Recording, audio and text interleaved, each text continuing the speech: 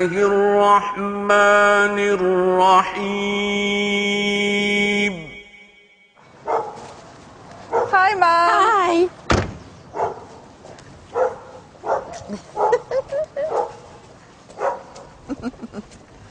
I've got a surprise for you.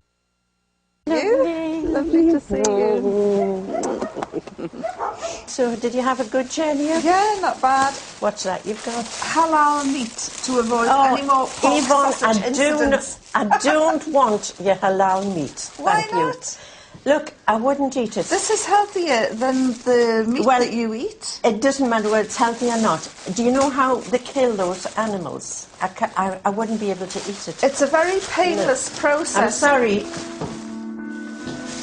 We'll have a cup of tea and then we'll talk about it.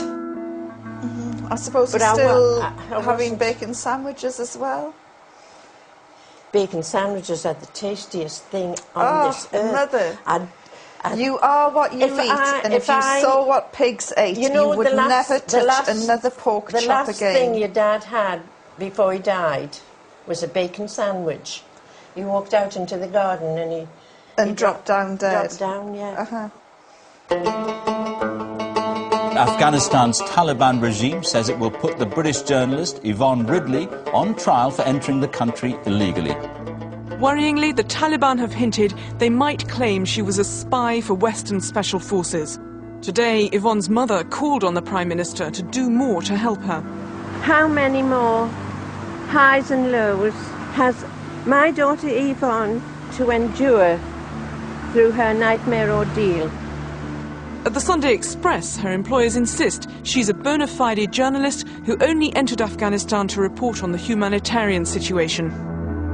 Fell off a donkey, captured by the Taliban, gave them an undertaking that I would study the Quran if they released me, and against all the odds, they released me. She's had so many prayers said for her, and I'm sure it's the power of prayer that's brought about this happy ending. Well, I hope it is a happy ending. Right there. Look right in the lens, bro. Big smile, really big. Back this one, this way.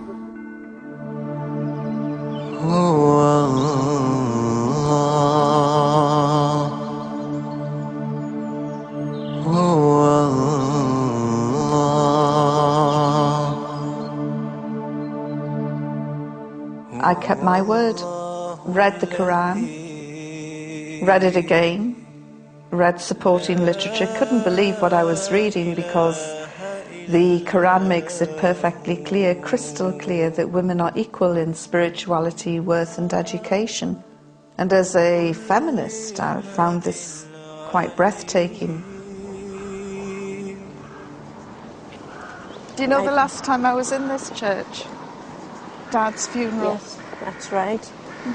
I spoke in the pulpit. Yes. I think it was probably the first time they've had somebody wearing a hijab in the pulpit. And have you rude? No, never.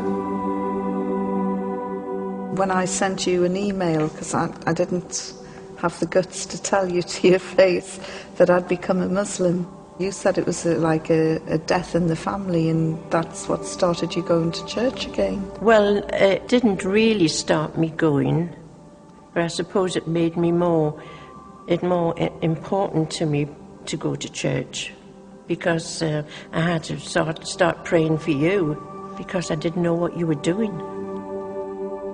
Salatullah, salamullah, ala taha rasulillah.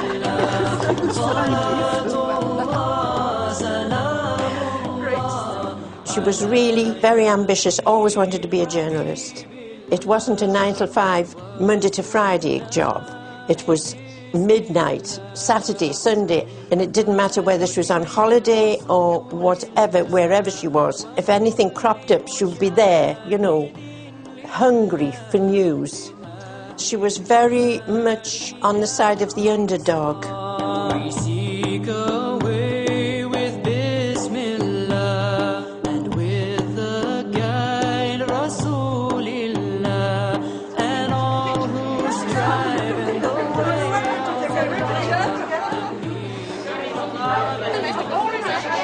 If I tell you that since 9/11, more than 1,000 brothers and some sisters have been taken into custody. Out of those 1,000 or so that have been taken into custody, about 70 have been charged.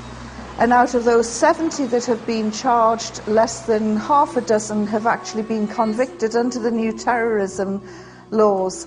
So tonight it's really vitally important to show solidarity with sisters under great stress, and I really think that this brand of sisterhood makes Western feminism pale into insignificance.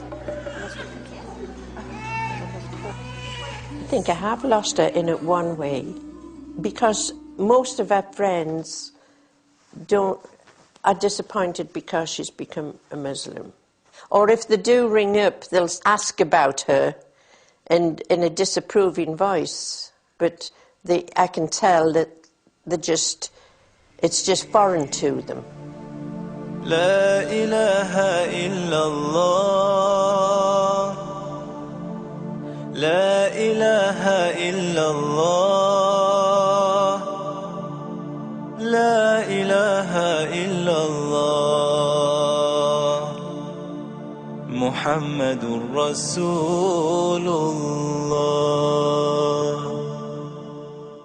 Whenever I come back to Tanfield, I think I'm the only hijabi in the village. Yes, and I'm glad you don't go out very much. Oh, ma'am, are you ashamed of me? Well, I'm not ashamed of you, but I can't get used to the idea of you wearing the hijab. But what is it that you're so afraid of? It's not that I'm afraid of anything, Yvonne, it's just that... After July 7 happened, you rang me up and said, get that hijab off now.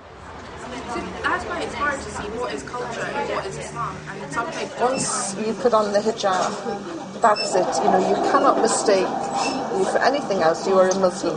Yeah. So you immediately propel yourself into the front lines, short sword fighting for Islam. Absolutely. There's a bit of a pressure on you, really, because when I cycle to the hospital and back, and if I get really angry with some of the idiot buses, I've caught myself sort of making some rather rude gestures, but because I'm wearing my headscarf, I think, oh no, they're going to think that I'm a Muslim who makes rude gestures. That's it, because everything that you're judged, it's not as some mad female cyclist, it's some mad Muslim female cyclist. Yeah, mad bicyclist terrorist.